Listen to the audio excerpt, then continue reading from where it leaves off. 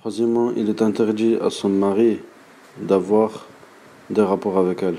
C'est-à-dire, il est interdit à l'homme de la pénétrer. Ce qu'en français ils appellent le coït. Si l'homme il faisait cela, c'est-à-dire si l'homme il l'a pénétré, s'il pratiquait le coït, il lui est obligatoire à cause de cela de faire une aumône de 1 dinar ou la moitié de 1 dinar en tant qu'expiation. قال الله عز وجل ويسألونك عن المحيض قل هو أذى فاعتزلوا النساء في المحيض ولا تقربوهن حتى يطهرن فإذا تطهرن فأتوهن من حيث أمركم الله إن الله يحب التوابين ويحب المتطهرين. D'après la traduction rapprochée, Allah il dit, et il t'interroge au sujet de Al-Mahir. Dis-leur que c'est une impureté. Et alors, tenez-vous à l'écart de Al-Mahir.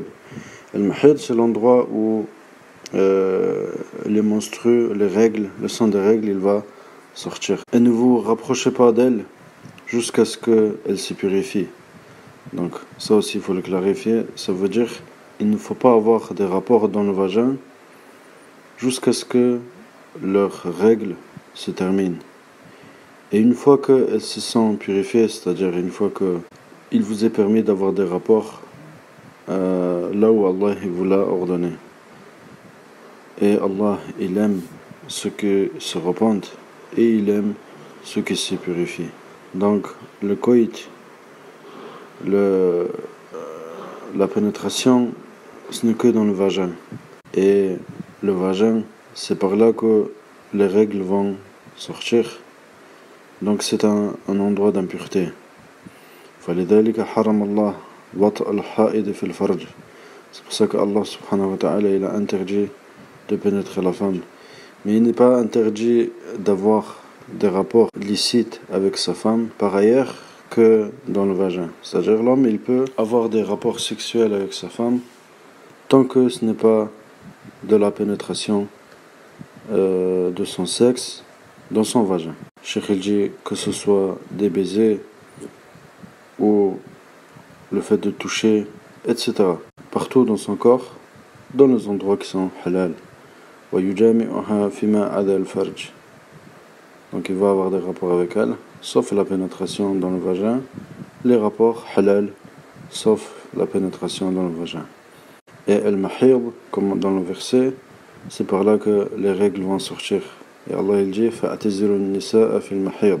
Et ne vous approchez pas de l'endroit par lequel le sang des règles va sortir. Il dit le cheikh, il n'est pas interdit à la femme qu'elle touche les choses avec sa main. Quand elle a besoin, elle a le droit de traverser la mosquée. وَلَا تَجْلِسُ فِيهِ. Mais elle n'y reste pas. Le dalil, c'est que le messager d'Allah sallallahu alayhi wa sallam a dit à Aïcha, à sa femme, Nawilini al-khumrata min al-masjid. Comme un mari, il demande à sa femme de lui passer quelque chose. Il a dit, donne-moi cette chose-là, ce tissu qui est dans la mosquée. Elle lui a dit, je suis en état de règle. فقال صلى الله عليه وسلم ليست حيضتك بيدك. Alors le prophète sallallahu alayhi wa sallam il a dit, tes règles ne se trouvent pas dans ta main. Et l'expiation, si un homme il pénétrait sa femme dans son vagin alors qu'elle a ses règles, c'est de payer 1 dinar ou la moitié de 1 dinar en expiation. Donc quand un homme il a eu des rapports avec sa femme dans le vagin, il faut qu'il se repente et avec cela il faut qu'il paye une expiation. Mais les rapports halal ailleurs que dans le vagin, il n'y a pas de expiation dans cela.